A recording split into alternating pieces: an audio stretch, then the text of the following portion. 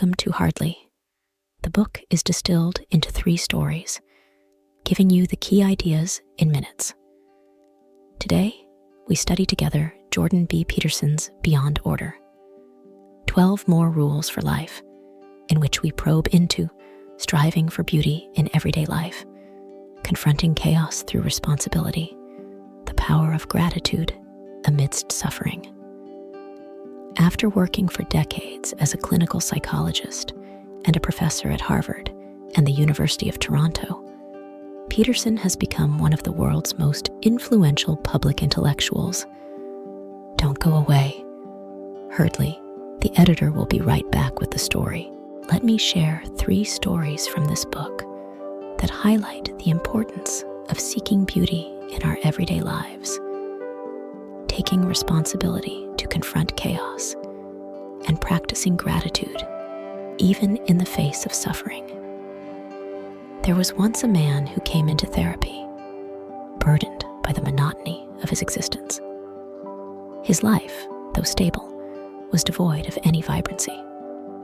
He confessed that everything around him seemed lifeless. The walls of his home, the dull routine he was stuck in, and even his relationships.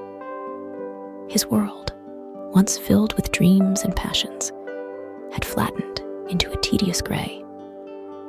As he opened up to his therapist, it became clear that his life lacked beauty, not just in the physical sense, but in the way he engaged with the world. His therapist urged him to make one room in his home as beautiful as possible, a small but deliberate act to reignite his passion for life. At first, the man balked at the simplicity of the task. How could rearranging a room fix the deeper malaise of his soul? But as he hesitantly embarked on the task, he found himself drawn into it. Choosing colors, arranging furniture, placing meaningful objects on the shelves. Each small decision awakened something inside him. That single act of creating beauty rippled through his life. Try to make one room in your home as beautiful as possible, the therapist had said. It wasn't just about decorating. It was about reconnecting with what makes life vibrant and meaningful. In his pursuit of beauty, the man learned to find joy in small things. And soon that joy began to permeate other areas of his life. He realized that beauty was not just a superficial pursuit, but a pathway to reclaiming his connection to life itself. This idea of finding beauty, however small, laid the foundation for the next lesson: taking responsibility in the midst of chaos. One of the most compelling stories in the book centers around a woman named Anna, who was constantly overwhelmed by the struggles of her life. Her career, family responsibilities, and personal aspirations felt like a mountain of unsolvable problems. She was paralyzed by the enormity of the challenges ahead. Yet, instead of focusing on the things she couldn't control, her therapist asked her to focus on what she could. Notice that opportunity lurks where responsibility has been abdicated, he advised. Anna took this to heart and began taking ownership of the smaller aspects of her life, those daily tasks and obligations she had long neglected. As she slowly reclaimed these responsibilities, something remarkable happened. The weight of her larger problems seemed to lessen. She began to see that in facing the little things head-on, she was preparing herself to tackle the larger issues. By taking small, actionable steps, she confronted the chaos that had once seemed insurmountable. In this, she discovered that taking responsibility didn't mean solving everything all at once. It meant showing up every day, facing what was directly in front of her, and trusting that these actions would accumulate into something meaningful. And they did. Anna's journey from paralysis to action highlights a critical truth. Responsibility is not a burden, but a tool that empowers us to handle the disorder that life throws our way. Her story paves the way to understanding another vital aspect of life, facing suffering with gratitude. Our final story introduces a man who had endured unimaginable loss. He had lost a loved one, his health was failing, and his once thriving career had come to an abrupt halt. Life, to him, had become nothing but pain. In therapy, he grappled with his suffering, unable to see beyond the immediate hardship. His therapist acknowledged his suffering, but also posed a question that cut through his despair. Can you be grateful, even in the face of your suffering?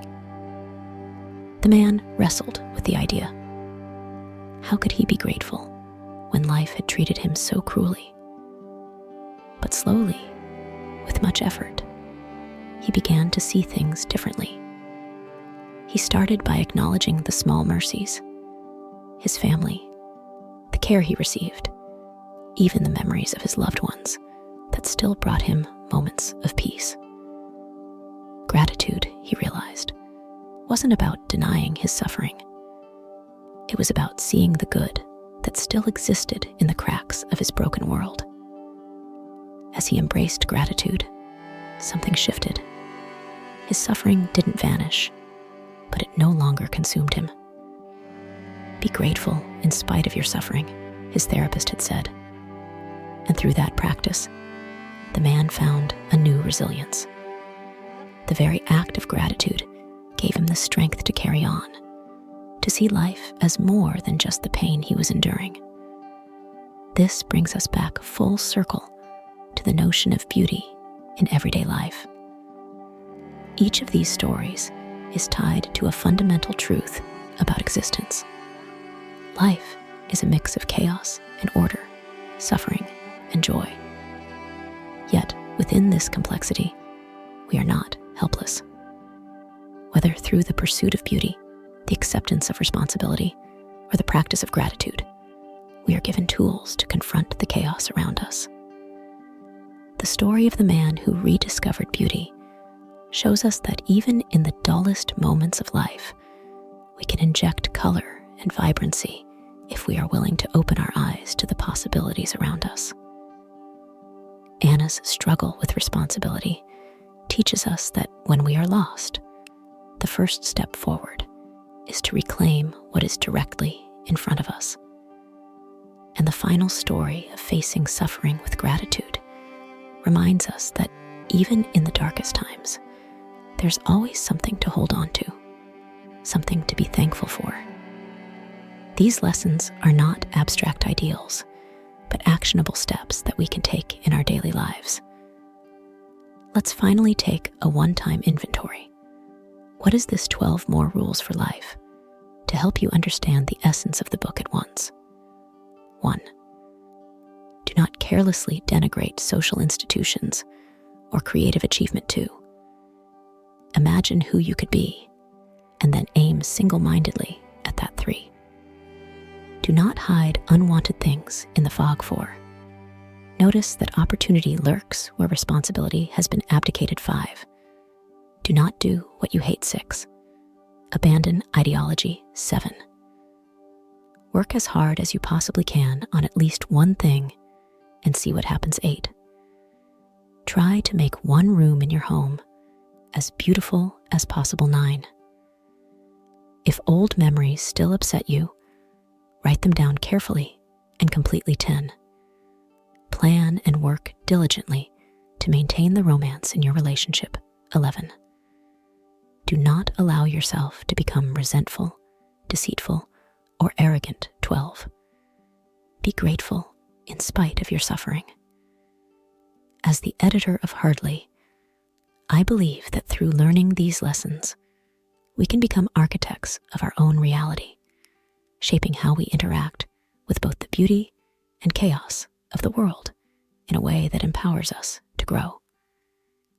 Each story comes from the most representative real-life cases selected by the Hardly team from this book. 9 other deeply transformative stories waiting to be explored. If you wish to dive deeper, we recommend purchasing the full book. In this journey, we've explored 3 critical ideas: finding beauty in everyday life, embracing responsibility in the face of chaos, and practicing gratitude despite suffering. To wrap up, let's reflect on these concepts through one final story. A young artist, deeply disillusioned with her craft, felt like she had lost her creative spark. The pressure to produce work that met the expectations of others drained her. She stopped painting entirely, overwhelmed by self-doubt.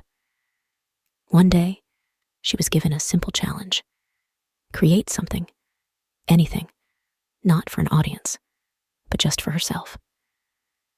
Reluctantly, she picked up her brush and began to paint a single room in her house, using colors and patterns she found personally meaningful. As she worked, she rediscovered the joy of creation. In letting go of external judgment and focusing on what moved her, she regained her passion. Work as hard as you possibly can on at least one thing and see what happens. The advice had been. And in this small act of self-expression, the artist found her way back to herself. This story underlines the core message of the book. Meaning comes not from grand achievements, but from the deliberate, mindful actions we take in our daily lives. Whether it's beautifying a space, stepping up to responsibilities, or finding the silver lining in hardship, these simple yet profound choices define our path forward. Through these lessons, we learn how to navigate the chaos of life with purpose and resilience.